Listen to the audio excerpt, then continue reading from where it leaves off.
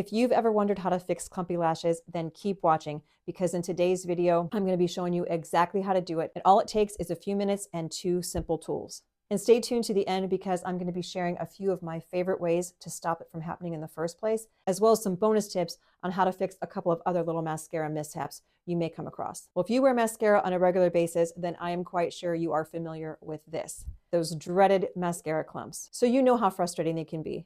And believe me when I say, so do I. In fact, that's what gave me the idea for this video, because this was me just a few weeks ago. Now, there was a time where I would have washed off my makeup and started completely over. But thankfully, being a makeup artist for over 20 years in the film and television industry, I've learned a lot of what I call quick fixes. And this is one of my favorites because, yeah, clumpy lashes aren't the end of the world, but they can be a bit of a gut punch, especially when you're already running late. Like I said earlier, you're just going to need 2 tools. The first one is called a spoolie. Now, I call it a spoolie. It's also known as a mascara wand. And you can get these virtually anywhere makeup brushes are sold. I couldn't find this exact one, but I did find something similar on Target's website, and I put a link for that in the description box below. Now, if you don't have one of these already and you need to fix your lashes today, but you do have a brow pencil, look on the end of it, because usually there's one built in. Now, it may not do as good a job as something like this, but you know what? I think it'll do in a pinch. Just make sure you clean it off before you use it on your lashes. Next up is a lash comb. Now, these come in metal or plastic. I like the metal kind just because it seems to work a little bit better on my lashes, but it really is just a personal preference. But if you do go with metal, please make sure that the teeth are flat and dull. I say that because one time I had one that had super sharp, super pointy teeth. They look like sewing needles. There was no way I was letting that by my eye. So I tossed that, found this one, and I've used it ever since. I love it. It's made by a company called Tweezerman, and they're still around. I found them on Amazon, and I linked it in the description box below.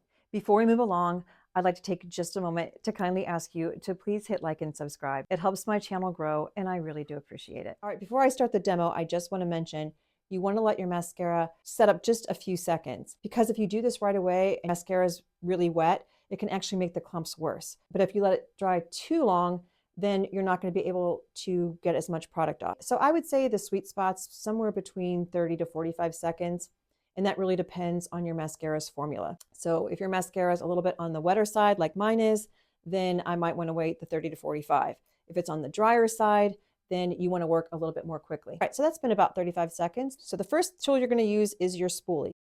And the spoolie works best from underneath the lashes and up. And you're going to use it just like you would your mascara wand. You're just going to do a couple of combs. And if you notice, I'm rolling my brush. So you just want to give the brush a little bit of a roll and then do another pass. So roll your brush, and you're just going to roll it in between your fingers like this. Turn it this way. Maybe you can see it a little bit better.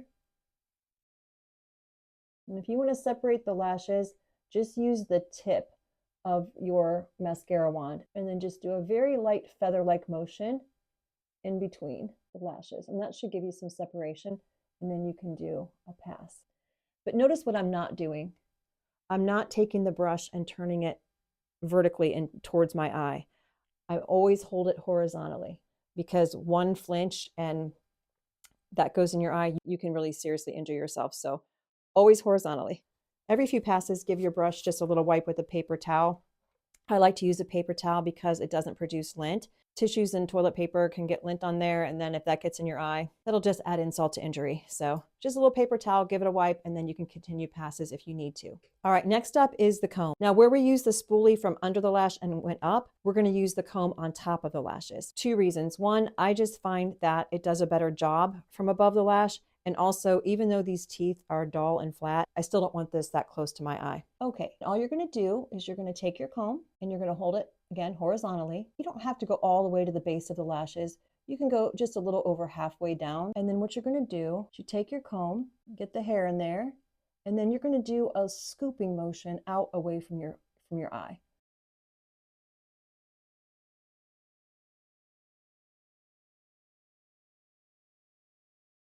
And then what I like to do is just take my spoolie and give it a couple of brushes.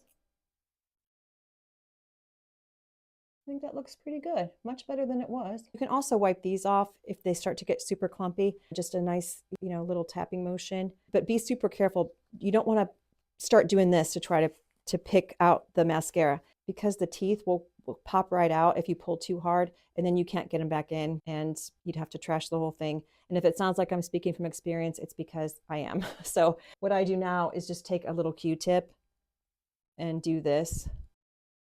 And then when I'm all done, I'll spray my Q-tip with a little bit of rubbing alcohol, and then I'll just clean this all off at the very end because you don't want to get the alcohol in your eye. Okay, now you're ready to reapply your mascara. But before you do, I want to share one of my favorite ways to help prevent it from happening in the first place. So all you're going to do is take your paper towel and you're just going to very gently dab that mascara wand. Now you don't want to squish it. You don't want to squeeze it. You just want to give it a firm but gentle press, and that's going to get the excess off. All right, now you can reapply. The second way is to use a clean spoolie and just comb through your lashes a few times before you put your mascara on. Not only will it help prevent those clumps, but it can also help your lashes look longer and fuller because they're not all twisted together. And it only takes a few seconds, so I think it's well worth it. Okay, if you've made it this far in the video, then you have earned these bonus tips I'm about to share with you. The first one is what I call mascara spackle. You know what I'm talking about. Those little black dots you can get at the base of your lashes, or they just end up on top, on your lid, all over. It's a little bit easier to fix because you're really just gonna need a Q-tip for this. It's usually what I use. Now, if they're super dry, I'll show you how to fix that too, but you might be able to get by with just a Q-tip. Now, I like the pointed ones because it gives me just a little bit more precision, but you can certainly use good old fashioned Q-tip with the round head. It's whatever you've got. All right, I've got them right at the base of my lash. So I don't know if you can see that, but there they are. So this is a little bit trickier, but it's the same technique. If you get them anywhere, you're going to use the same technique. So what you're going to do is take your Q-tip, and same thing. You don't want to do it when it's too wet. Otherwise, it's really going to smear that and make it worse. And there you go. Easy enough. Now, if it's gotten really dry and you just can't get it off with the Q-tip, or it's left a little bit of a smear like it has with me, a couple things you can do.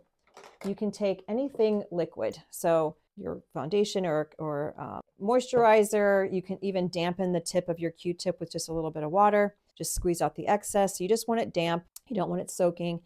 I'm just going to use moisturizing cream, but you don't want a huge glob. You want a very, very small amount because you don't want that to go in your eye. I'm just going to go in and just smooth that out a little bit, and then use the clean end of the Q-tip to lift that off. That is much, much better. Now you may need to reapply your eyeshadow if it pulled too much of your shadow off.